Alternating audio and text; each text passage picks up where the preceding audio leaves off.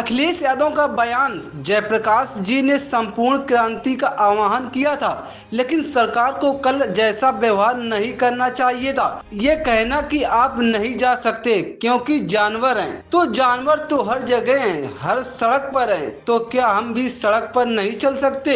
यह सिर्फ समाजवादियों की कमी है। भाजपा का विकास उनके सामने फीका है। जेपीएनआईसी आज भी सबसे आधुनिक इंफ्रास्ट्रक्चर लगता है। ये जातिवादी लोग हत्याओं को संतुलित करने के लिए ये एक के बाद एक हत्या करवाते रहते हैं। मदरसों को बंद कराने को लेकर बोले ये सबका देश है, संविधान सबको अधिकार देता है, लेकिन ये लोग सब कुछ पलटना चाहते हैं। ये वो लोग हैं जो नफरत फैलाना चाहते हैं, भेदभाव करना चाहते हैं, जातियों को आपस में लड़ाकर राज करना चाहते हैं। लेकिन देश को यह एहसास हो रहा है कि भाजपा की भेदभाव की राजनीति काम नहीं आने वाली है। हर वर्ष की तरह माइक आगे कर लो।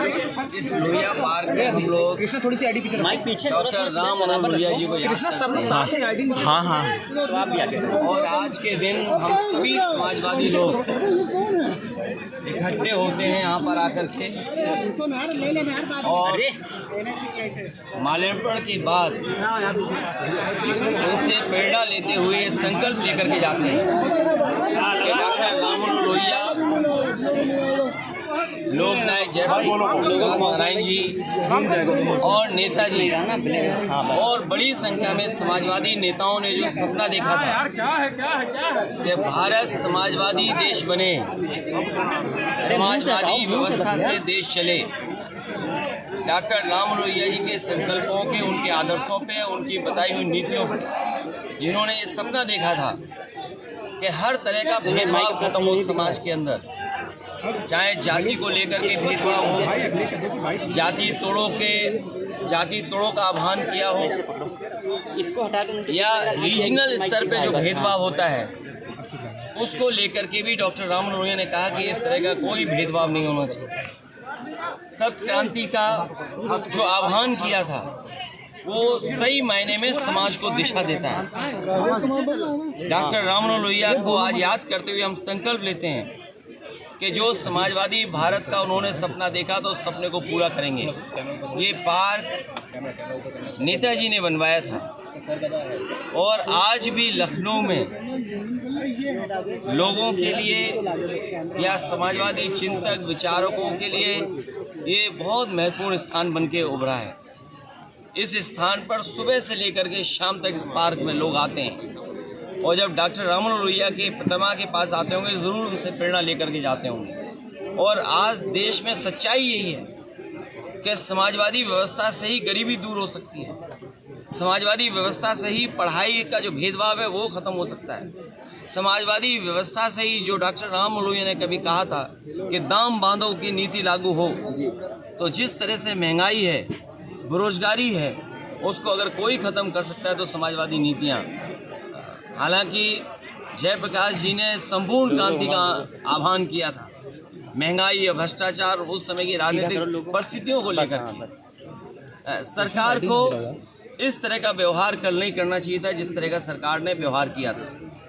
और ये बात कहना कि जीव जंतु हैं इसलिए आप नहीं जा सकते हो, तो जीव जंतु तो सड़कों पर भी हैं, हर जगह हैं, तो क्या हर जगह आना जाना आप रोक देंगे? क्या जीव जंतु से आप पूरा यातायात रोक दोगे? सड़कों पे चलने को रोक दोगे क्या आप? इसी बहाने को लेकर के जीव जंतु हैं। ये केवल समाजवादियों का जो काम था, समाजवादियों का आज भी काम दिखाई दे रहा है। जयप्रकाश नारायण इंटरनेशनल सेंटर के सामने आज भी बीजेपी का विकास फीका है, और उस ऊंचाई से देखो आप तो आप खुद महसूस करेंगे, और उस बिल्डिंग को देखें कि आज के समय में भी वो सबसे मॉडर्न इंफ्रास्ट्रक्चर दिखाई देता है जो पब्लिक यूज़ के लिए थी। ये जो ओपन स्पेस आपको दिखाई दे रहा है, ये पार्क, ये समाजवादियों की देन है, चाहे आपका लोहिया पार्क हो, चाहे छोटे लोहिया जनरेशन पार्क हो।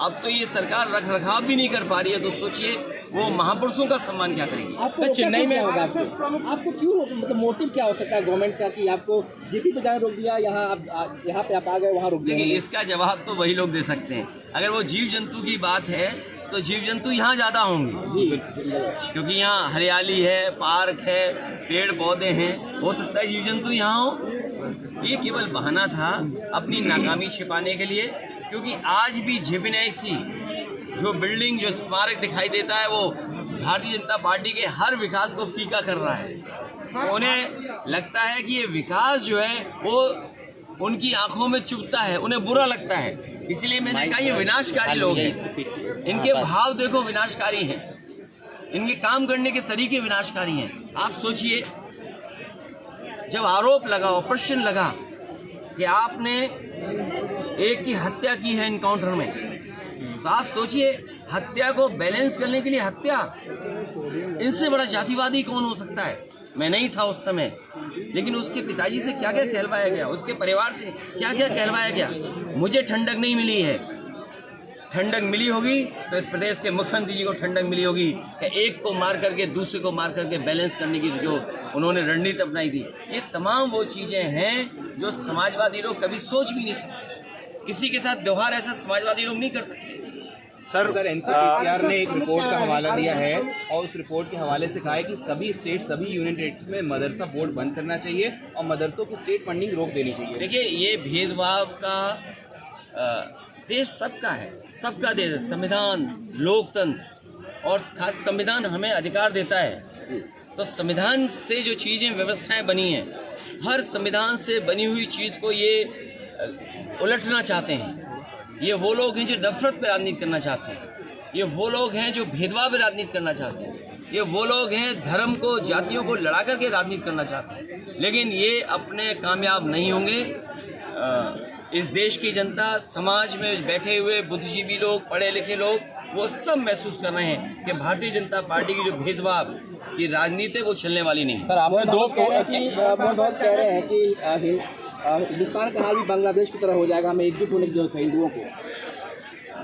देखिए, कौन क्या कह रहा है अंतर्राष्ट्रीय स्तर पर, और जिस समय भारत को अपनी फॉरेन पॉलिसी के तहत बांग्लादेश को बचाना चाहिए था, तब भारत के लोग कहाँ थे, या यही लोग जो विचार दे रहे हैं वो कहाँ थे लोग। हमें उस पर कुछ नहीं कहना है। ये देश सबका है। और आज़ादी के बाद देश जो बना, आज़ादी दिलाने में सबका साथ था। कोई ये कह सकता है कि आज़ादी दिलाने में किसका साथ नहीं था? हिंदू मुसलमान मिलकर के, सिख भाई मिलकर के लड़े हैं और तब देश आज़ाद हुआ।